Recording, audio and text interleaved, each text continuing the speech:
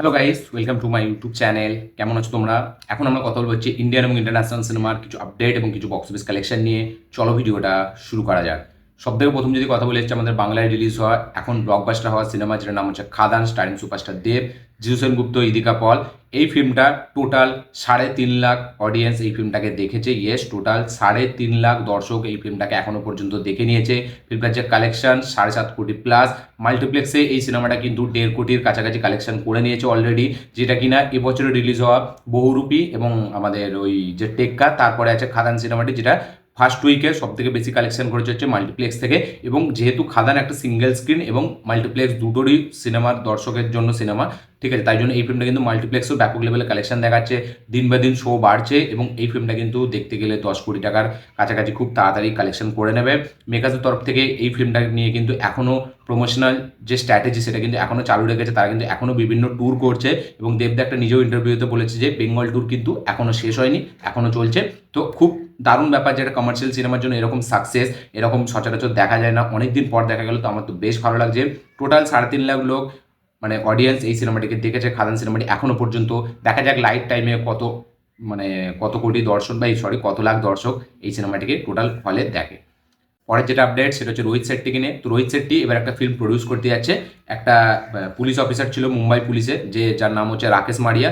তার ওপর মানে তার কাইন্ড অফ বায়োপিক এই সিনেমাটি হতে চলেছে, যাতে লিড চরিত্রে আমরা দেখতে পাবো জন আব্রাহামকে। এবং এই পুলিশ অফিসারটার নাম হচ্ছে রাকেশ মারিয়া, যে কিনা মুম্বাই পুলিশে ছিল। এবং সেই মানে ওই যে রাকেশ মারিয়া, উনি কিন্তু বিশাল বড় বড় যখন অ্যাটাক হয়েছিল ইন্ডিয়ার ওপর, যেমন মুম্বাই ব্লাস্ট 1993, তারপরে আমাদের 26/11 অ্যাটাকে, সে কিন্তু বিশাল বড় লেভেলের মানে পার্ট প্লে করেছিল। যে সে সব মানে বিশাল তার সাহস ছিল এবং সব কিছুতে সে ঝাঁপিয়ে পড়তো এবং প্রচুর জন মানুষের মানে প্রাণ সে বাঁচিয়েছে। তো সেই রাকেশ মারিয়ার ওপর এই সিনেমাটি হতে চলেছে, অরিজিনাল একটা বায়োপিক, যেটা প্লে করবে হচ্ছে আমাদের জন এব্রাহাম।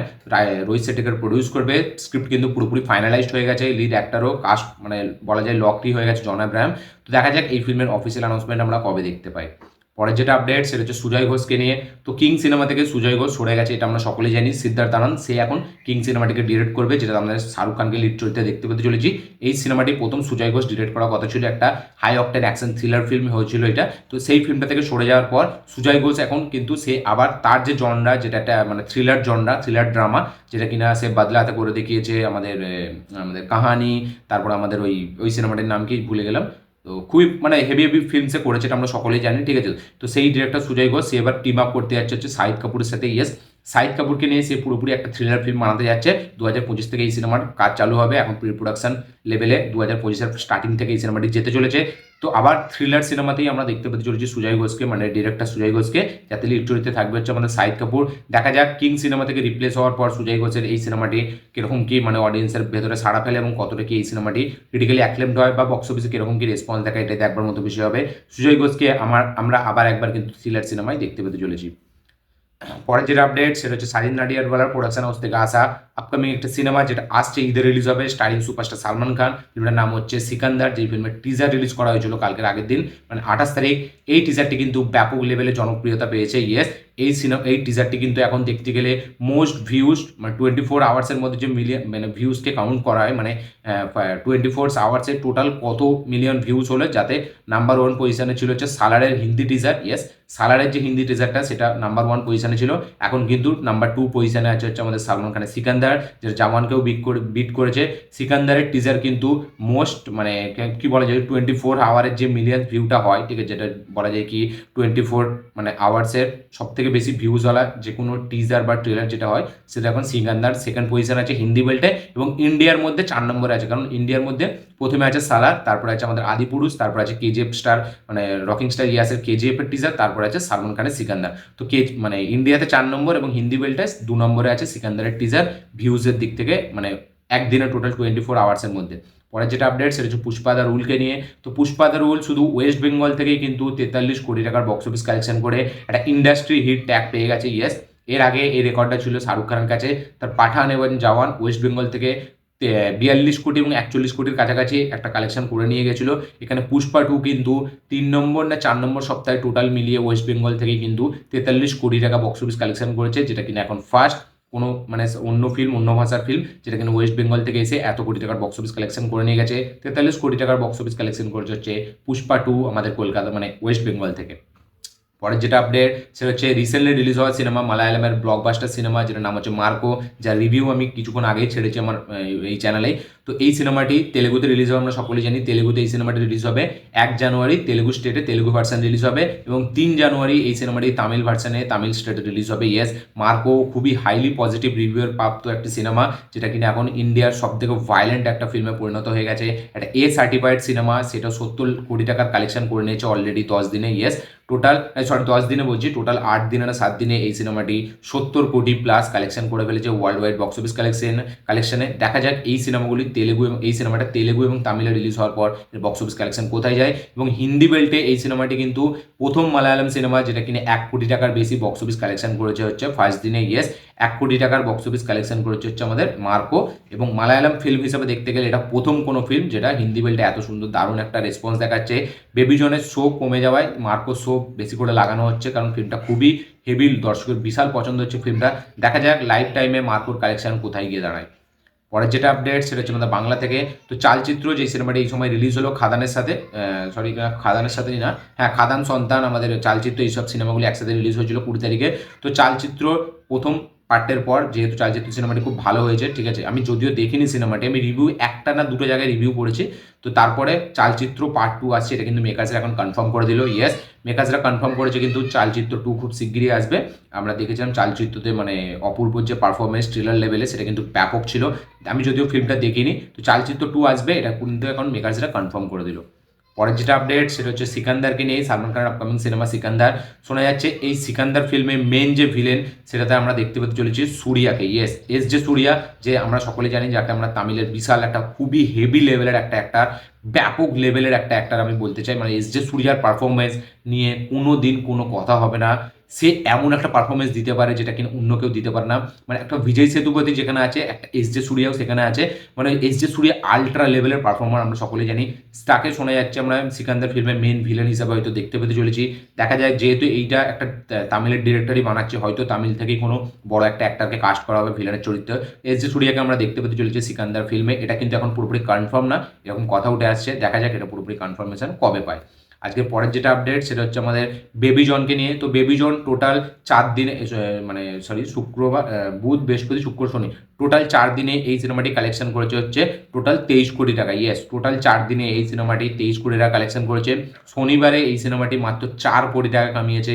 বিশাল বড় একটা ডিজাস্টার হতে চলেছে বেবি জন, যেহেতু এটা একটা রিমেক সিনেমা, ঠিক আছে। এই সিনেমাটা একটা কাইন্ড অফ মিক্সড রেসপন্স আছে, এবং থেরি থালাপতি বিজয়ের ওই সিনেমাটা অলরেডি এত পপুলার, ঠিক আছে, অত পপুলারিটি পেয়েছিল এই সিনেমাটি, তারপরে এই সিনেমাটি বানিয়েছিল। যদিও কিছু মানে সিনেফাইলসদের মতে এই সিনেমাটা নাকি ঠিকঠাক এক্সিকিউট করেছে আমাদের কালিজ, কিন্তু তা সত্ত্বেও ফিল্মটা কিন্তু দর্শকের কাছ থেকে সেরকম ভালো রেসপন্স পাচ্ছে না। মাত্র 4 কোটি টাকা কালেকশন করেছে শনিবারে। দিনের পর দিন বিশাল হিউজ একটা ড্রপ দেখা যাচ্ছে এই সিনেমাটিতে। টোটাল 4 দিনে এই সিনেমাটি 23 কোটি টাকার কাছাকাছি বক্স অফিস কালেকশন করেছে। এরকম অনুমান করা যাচ্ছে হয়তো 50 কোটি টাকাও এই সিনেমাটি কামাতে পারবে না। দেখা যাক এটা ফাইনালি কী হয়। পরের যেটা আপডেট সেটা হচ্ছে আমাদের গেম চেঞ্জার থেকে। তো গেম চেঞ্জারের টিজার কিন্তু 1 জানুয়ারি আসবে। ইয়েস, 1 জানুয়ারি আসতে চলেছে গেম চেঞ্জারের টিজার।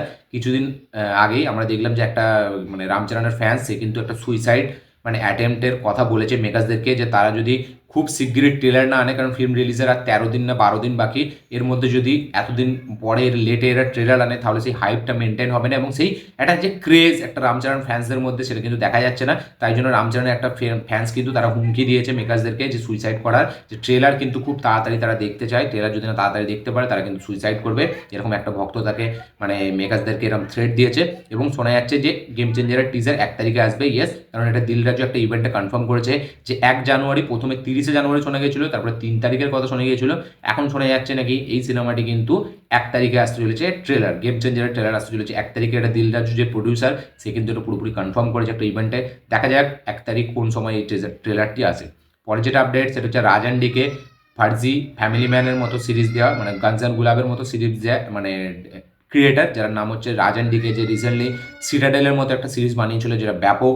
তো রাজান ডিকের খুবই পপুলার একটা সিরিজ যেটা নাম হচ্ছে ফ্যামিলি ম্যান, সেই ফ্যামিলি ম্যানের সিজন 3 এর কাজ পুরোপুরি কমপ্লিট। ইয়েস, সিজন 3 শুটিং কিন্তু পুরোপুরি শেষ হয়ে গেছে, মেকার্সের এটা জানিয়ে দিয়েছে সিজন 3 শুটিং পুরোপুরি শেষ, এবং এই সিনেমাটি কিন্তু এই সিরিজটি কিন্তু পরে এই বছর মানে 2025-এ আসতে চলেছে। দেখা যাক 2025-এর এই সিরিজটা আমরা কবে দেখতে পাই, কোন মাসে, এবং এই সিরিজটি কি প্রথম দুটোর পার্টের তুলনায় আরও বেটার বিগার হয় নাকি আর একটু লো পয়েন্টার হয়, এটা দেখবার মতো বিষয় হবে। ফ্যামিলি ম্যান সিজন 3 এর শুটিং পুরোপুরি কমপ্লিট। পরের যেটা আপডেট সেটা হচ্ছে আমাদের কার্তিক আরিয়ানকে নিয়ে। তো কার্তিক আরিয়ান করণ জোহরের সাথে টিম আপ করছে, আমরা সকলেই জানি। ফার্স্ট টাইম কার্তিক আরিয়ান এবং করণ জোহর মানে ধর্মা প্রোডাকশন তারা একসাথে কোলাবোরেট করছে একটি ফিল্মের জন্য, যে ফিল্মের টাইটেল হচ্ছে তু মেরা মে তেরা তু মেরি, এরকম টাইটেল। তো এই সিনেমাটির জন্য 50 কোটি টাকা পারিশ্রমিক নিচ্ছে হচ্ছে আমাদের কার্তিক আরিয়ান। ইয়েস, তার হয়তো হাইয়েস্ট মানে পেড অ্যাক্টার, মানে তার কেরিয়ারে বলতে গেলে এটা সে হাইয়েস্ট রেমুনারেশন পেতে চলেছে। 50 কোটি টাকা সে এখানে ফিজ নিচ্ছে এই সিনেমাটির জন্য। দেখা যাক এই সিনেমাটি একটা রমকম সিনেমা হবে, কীরকম কী লেভেলের বক্স অফিস কালেকশন করতে পারে, এটাই একবার মতো বিষয় হবে। কার্তিক আরিয়ান কিন্তু এখন মানে বিশাল লেভেলে তার ক্রেজ বাড়ছে। এই ফিল্মটার নাকি বাজেট শোনা যাচ্ছে 150 কোটি টাকা হতে চলেছে। একটা রমকম ফিল্মের বাজেট 150 কোটি টাকা, সেটা কিন্তু কম ব্যাপার না। তো দেখা যাক এটা 150 কোটি টাকা বক্স অফিস কালেকশনটা কীভাবে রিকভার করতে পারেনি, এটা দেখবার মতো বিষয় হবে। দেখা যাক কী হয়। পরের যেটা আপডেট সেটা হচ্ছে গেম চেঞ্জারকে নিয়ে। তো শঙ্কর সে এই ফিল্মটার যে গানগুলো সেটা কিন্তু খুবই এক্সপেন্সিভলি শ্যুট করেছে। 5টা গানের জন্য এই সিনেমাটিতে টোটাল 5টা গানের জন্য 75 কোটি টাকা খরচ করা হয়েছে। ইয়েস, এই সিনেমার গানগুলো বিশাল ব্যয়বহুল। 75 কোটি টাকা পার গানে শ্যুট করা হয়েছে, মানে বলতে গেলে একটা গানে 25 কোটি টাকা করে খরচা করা হয়েছে, যাতে 75 কোটি টাকায় একটা ফিল্ম হয়ে যায়।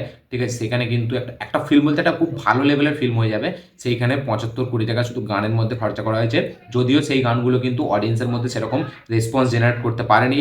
দেখা যাক এই যে বাজেট টোটাল ইউজ করা হয়েছে এই ফিল্মটাতে সেটা রিকভার করতে পারে নাকি, এই ফিল্মটা একটা রামচরণের আফটার RRR একটা সাকসেস এনে দিতে পারে নাকি, এটাই দেখবার মতো বিষয় হবে। এই ছিল আজকে টোটাল আপডেট, ইন্ডিয়ান আপডেট, তার পাশাপাশি ইন্টারন্যাশনাল আপডেট।